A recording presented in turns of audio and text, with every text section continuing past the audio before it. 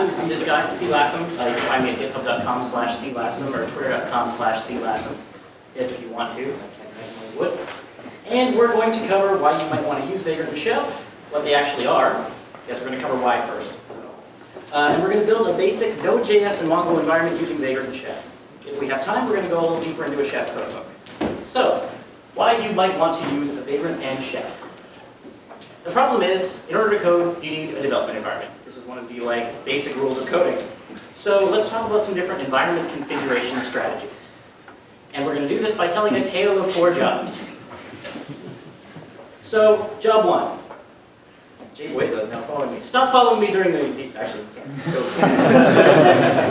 internet affiliate marketers. So my first job was for guys, kind of greasy guys. They did get rich quick schemes. They did lose weight fast schemes. They did get rich while losing weight fast schemes. It wasn't a great job. And so at this job, the lead developer just had the configuration on his box. It was a Windows computer. He set up PHP. He set up MySQL, and he pushed his code to a shared subversion server. And he also, for any other dev, set up a convenience Linux box with an approximation of his configuration that we could dev on.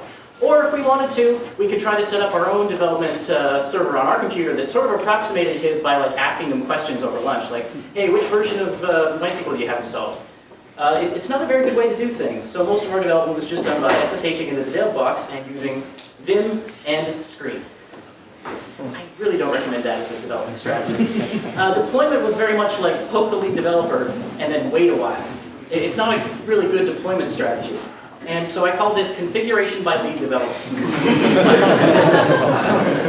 There are obvious pitfalls to this way of doing things, including the fact that you might just lose your lead developer. You might get hit by a bus while he's on vacation.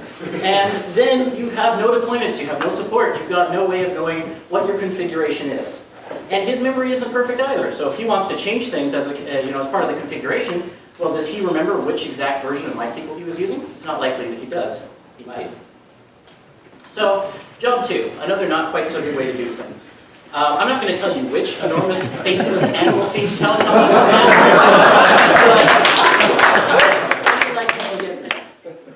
have. So, at this enormous, faceless, animal-themed telecom, all applications use the same libraries and deployment environment.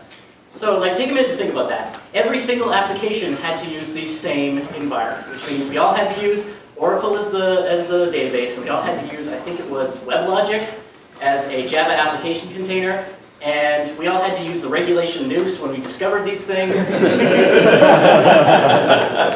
So all changes to the master application environment required a petition to the central architecture team. And it took about 6 months to get anything changed in that. Just like doing anything in telecom takes about 6 months. So this is what I call configuration by central architecture team.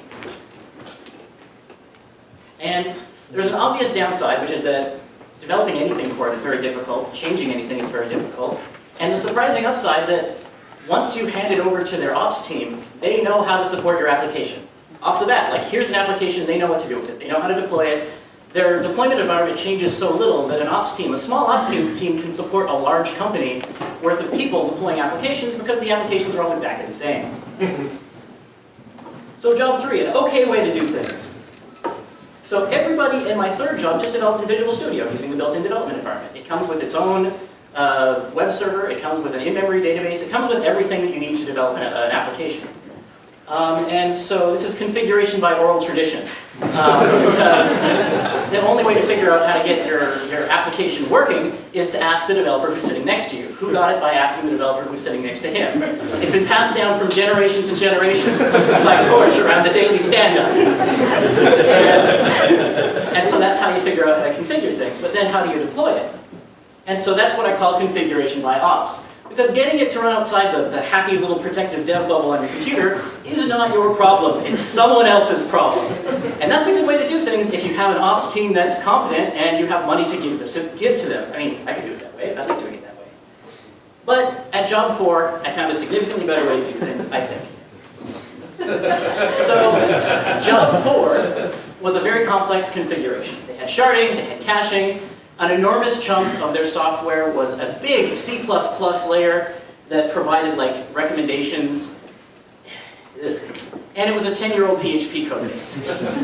So there was a lot of PHP, and a lot of it was very ugly. So what they did in order to try to work around that was they just gave every single developer on the project a virtual machine containing the entire configuration environment in all of its glory. And this is what I call configuration by virtual machine. It has a lot of upsides. There are separate libraries. So a lot of people will enlist like RVM or virtualenv, and these are ways to keep you from having to deal with having two copies of different versions of the same library on the same system at the same time. Also ways to keep the libraries required to install your application under control. But if every single application has its own virtual machine, you don't have to worry about that. And same with applications.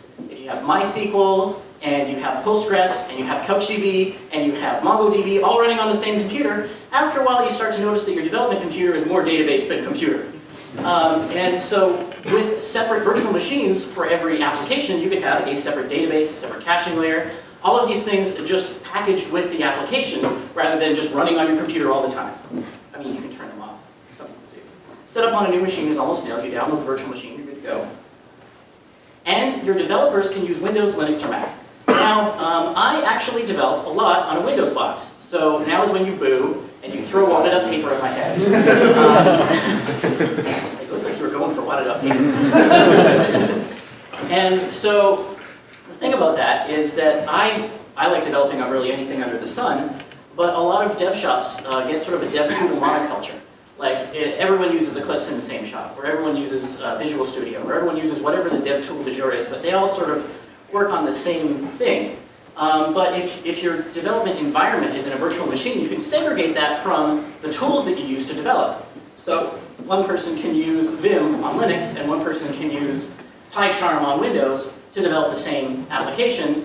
I mean, you can do that anyways, but it means that your environment that you use to run the software is separated from the environment that you use to operate on the software. So virtual machines are awesome, until you have to change anything. Because if all of your virtual machine is, well, all of your configuration is on a virtual machine, and you want to distribute that change to developers, you have to change the virtual machine and then send it to everyone on your team. And you don't want people to be working on like different versions of the virtual machine, so you have to sort of keep that all synced up. It's almost as if, like, if there was some way to keep your virtual machine under version control, that would be a good way to do it. And so, this is why, get to the point already. I've been talking a lot about myself in order to make a point about the software that I want to. And so it would be convenient to be able to keep your entire deployment environment in a virtual machine. And it would also be convenient to be able to keep your entire environment in easily modifiable format under source control. It seems like those two things are sort of at odds, but they're less at odds than you might think. So Vagrant. What is Vagrant? Vagrant is a tool that allows you to, from the command line, create, configure, and manage a virtual machine. It maintains a library of blank vanilla VMs that you can check out and use as a start point as part of your configuration.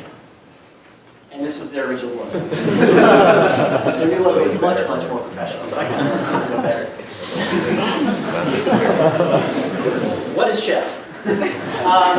So Chef is a toolkit for rapidly configuring one or more computers.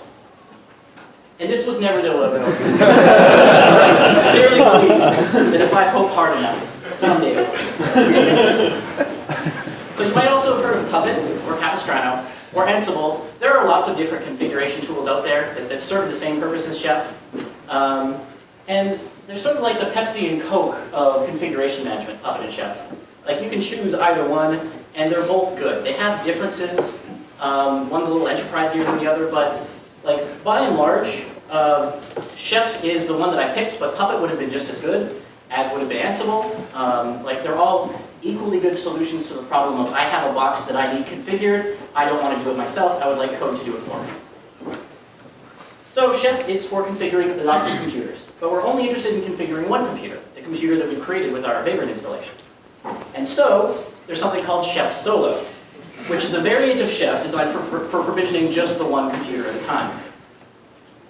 And Chef Solo is actually baked right into Vagrant, but I skipped over that slide very quickly. Too bad. A sample project. So now we're going to look at a little bit of Vagrant and Chef code to produce a box that has the software that we want to run on it. And so the entire presentation, including all code samples, is available on my GitHub account under Vagrant_presentation. So if you want to see all of these code samples yourself, you can go there. I'm going to skip by them very quickly, as I've been doing. So we start with the installation. Install a VirtualBox in Vagrant.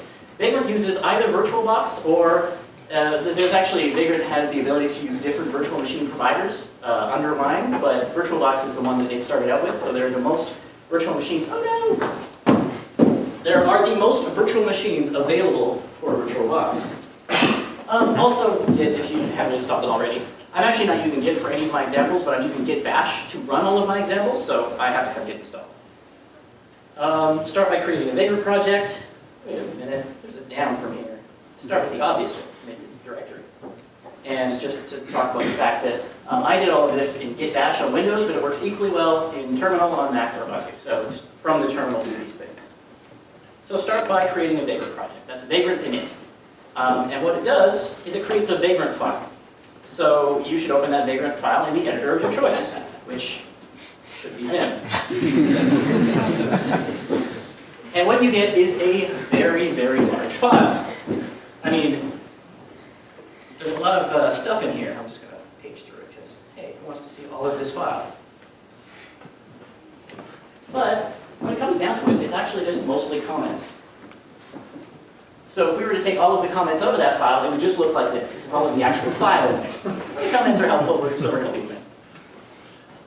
And so first thing we're going to do is select an operating system that we want to develop our application on. So here's the chunk of the configuration file responsible for that, which you don't have to look closely at. The important thing is the config.vm.box equals base and the URL. So we're going to find a virtual machine that we want to run on our system. And there's a site for that, vagrantbox.es, which I have a screenshot of right here. It's basically just a list of operating systems and a list of URLs and a provider because you have VirtualBox installed. If you had a different provider installed, you'd have to limit yourself to the other type of virtual machine, but VirtualBox is free. And I've decided to use Ubuntu Precise Pangolin 32-bit, which is the following URL. So now we're going to modify the Vagrant file to include the URL that I just found on the internet. We're also going to give it the name Precise32, because why not? Okay, so now we want to open dev ports on our virtual machine. When it comes to the VM's networking options, it defaults to network address translation, but it also has a bridged option. I'm briefly just going to go through what this actually is. You're all familiar with natural address translation. It's how your router works. The virtual machine has access to the entire network, but the entire network does not have access to your virtual machine. So you can't really access your virtual machine except through natural address translation. Except through NAT, which you have to configure forwarding rules for if you want to get to the specific ports. And then there's bridge networking, where your virtual machine just joins the public network at large. And it's really useful, for example, if you want to work on a distributed system. For example, you're working on Cassandra, and you want to test your Cassandra set by building 5 computers and linking them all together. Making virtual machines on the public network is a good way to have them given IP addresses that you can then use to configure the connection. But that's sort of a digression. The important part is just that we're going to go to this part of the Vagrant file and forward port 8080 to port 8080 because we want access to port 8080 when we run our virtual machine. Now I'm going to talk about syncing a dev folder. So you can actually just, within your virtual machine, run git, pull your code from the internet. That's one way to do things, but that means that you have to do all of your development from within your virtual machine. It's SSH and Vim and screen again, which is one thing that I wouldn't necessarily recommend as from before. We don't want to edit code in the VM. So what we want to do is we want to mount a local code folder on our computer to the virtual machine so that whenever we change the code on our computer using our dev tool, it changes in the virtual machine as well. And so there is a config.vm.synced folder line, and we can tell it which folder on the local machine and which folder on the virtual machine we want to have synced up. And now installing Mongo and Node using Chef on this box. So manufacture a Chef directory. This is just making a Chef directory and putting the right subdirectories in. It's not super exciting. And then within the Vagrant file is a large commented out, I would like to use Vagrant and Chef together part. And you have to uncomment that out and put in the locations of the directories that you just created. It is not particularly exciting. Here are some directories. And what are we putting in these directories? Well, we need to download cookbooks. Cookbooks are the chef-like unit of installation. If you want MongoDB installed on your box, you have to download the MongoDB cookbook. It's like a block of, here's how to configure MongoDB on a box. Node.js, you can do it with another cookbook. And here's where we download those cookbooks. URLs, you can find them later. Reading the documentation for these cookbooks, each one has a dependency on another cookbook. So the MongoDB cookbook requires the apps cookbook, and the Node.js cookbook requires the build essential cookbook. It's manual dependency management, so watch out for that. But there's usually not more than like one dependency per cookbook. Sometimes there's two. If there's like 8 or 9, it's probably not a very good cookbook. We should just ignore the build try. So we download all 4 of these cookbooks and place them in our chef/cookbooks directory. MongoDB, Node.js, app, and build essential. And then we go back to the Vagrant file, and we add these add recipe directives. So we want it to install MongoDB and Node.js, and while we're at it, npm, because why not? And so now, we're ready to go. It's time for the moment of truth. Let's try to turn it on. So let's boot up the virtual machine. We type in Vagrant up. And so we start getting like loads and loads of data about the virtual machine that's booting up. So this should be it. It's alive. Way to go, virtual machine. Except it's not at this point. The configuration that I put up throws an error. So there's no candidate version available for MongoDB -10gen. This is the error that I'm getting. It's a rather confusing error. And so I have to talk to you about the inevitable debug, which configuration, the cookbooks are designed for use across a wide variety of different operating systems. They're designed for use in CentOS, and Red Hat, and Debian, and Ubuntu, and a lot of times they confuse Debian for Ubuntu. It's like, well, they're the same thing. And so in this case, the recipe that we're building looks for a package called MongoDB-10gen, but if I look in the Ubuntu repo, there's no MongoDB-10gen in there. There's a MongoDB. That seems close enough. Let's try that. So we go into the recipe, code/cookbook/MongoDB/attribute/default.rb, and find the offending line. And change it from MongoDB-10gen to just MongoDB, which is the correct name of the package. Now, if this weren't an example in a presentation, I'd probably also recommend that you file a ticket with the people who own the cookbook so that they can fix it in the future. But then the part of my recipe that breaks wouldn't break anymore, and it would be a good example. So, at this point, you can rerun Chef. Instead of turning on the operating system, well, it's already on, so we just want to rerun the provisioner. So, Vagrant provision is the way to go there. And this time it finishes. Port handler is complete. So that's the way of saying it. It's alive again. And so, we can now start developing a Node.js application. So, then hello world.js. I don't want to actually develop a whole Node.js application here. I'm pretty sure you've seen that before in presentations, so I'm just going to copy the one from the Node.js website. The important thing to note here, though, is that when you're serving from your virtual machine, you can't serve on localhost because it will only accept connections from inside the virtual machine. You don't want to test your website on a headless virtual machine box. That's ugly. So instead of listening on 127.0.0.1, we listen on 0.0.0.0. And because we opened port 8080 earlier, that's the port we want to listen on. No, I don't want to go in that direction. Multi-directional presentations are a great idea. We recommend it. Okay, so we can log into the VM. From our command line, you just type in Vagrant SSH. Vagrant always installs a shortcut. So from your command line, you can always type in Vagrant SSH, and regardless of how your machine is configured, this will bring up a connection to your machine, which is nice. I mean, you always want to know a machine that you just constructed. And from within the machine, we can run our app. So cd into the syncs directory that we created earlier, and put the hello world.js inside of, and tell it to start running hello world.js. And there we go. I mean, it's not a really exciting application because it's not supposed to be a really exciting application. Not the point of the presentation.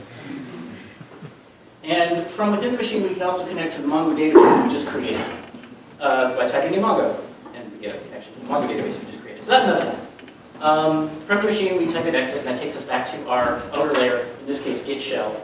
And we can turn off the server by typing in Vagrant halt. And this takes your machine and turns off all the lights and shuts it down. So, custom cookbooks, installing your own applications.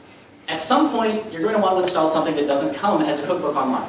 MongoDB and Node are things that lots of people want to install, but at some point you get to the point in the stack where you're at your own application. And you want to install libraries that you require, and you want to install, I don't know, whatever specific things your application requires that no one else does. And so that's where you get to a custom cookbook. Now I think I'm starting to run out of time here, so I'm going through this really, really fast. Cookbooks contain recipes, attributes, templates, files, resources, providers, and metadata. That's a lot of things. But the important part is just the recipe of the cookbook, the kernel of the cookbook. It's the important part of the cookbook that contains the actual configuration script. And so here is a very, very simple recipe for installing Flask, which is a Python library. And so we use a package directive to install python-pip, which is the name of an apt package that has pip inside of it. And then we use the execute directive to tell the operating system to pip install Flask as root. And that's all you need to install Flask. But this will only ever work on Ubuntu, because Ubuntu is the only system that has Python pip as a package that you can install. So really, this is not a very good, recipe, because it only works on the one system. It basically will only work for your purposes and no one else's. But it's good enough to get pip installed on your computer. And if you want to improve your cookbook, you can then look into, for example, taking advantage of all of the other things in the set of things that cookbooks contain. For example, attributes, which are overrideable default configuration. Stop going off. Okay, attributes are overrideable default configuration parameters. For example, you can set a default version of MongoDB to install, which should be the most recent version of MongoDB. That way, when people use your cookbook, they can set which version of MongoDB they would like to install. Templates come in cookbooks. They're ERB templates, so they're like Ruby templates. And usually what's done in cookbooks is people will create a template of a configuration file, replacing every configuration variable with the, put this in the template bits. And then when they configure an application, instead of trying to find the configuration file and modify it in place, what they do is just drop in the created template. Files are just important files. If you need a file for your configuration, put it in the files directory. It's available to you from the recipe. Recipes can provide resources to other recipes using providers. So a recipe can, for example, contain, if you have apt as a cookbook, it can provide packages that, like, use apt to get this package is a resource that it provides. And finally, recipes provide metadata about themselves. Things like the author of the recipe, the version of the recipe, the title of the recipe. Metadata contains a mishmash of things that are important to the recipe and about the recipe. Everyone knows what metadata means. And so there's one loose end to this presentation that I haven't wrapped up yet, which is that when we started, we created chef/roles and chef/databags, as well as chef/recipes. And we only ever used chef/recipes. So a role is a list of recipes to run. It's not often useful in chef solo style systems because you only ever really want to run the one set of recipes on your one system. But in larger chef deployments, you occasionally want to say, this is the things you need to be a web server, this is the things you need to be a database server, this is the things you need to be a different kind of server. Which means that we don't really need to use roles. And a databag is a database. It's a file database full of configuration variables. And it's another thing that's not used in Chef Solo. So we can safely ignore these directives. And presentation concluded. So now it's time for questions.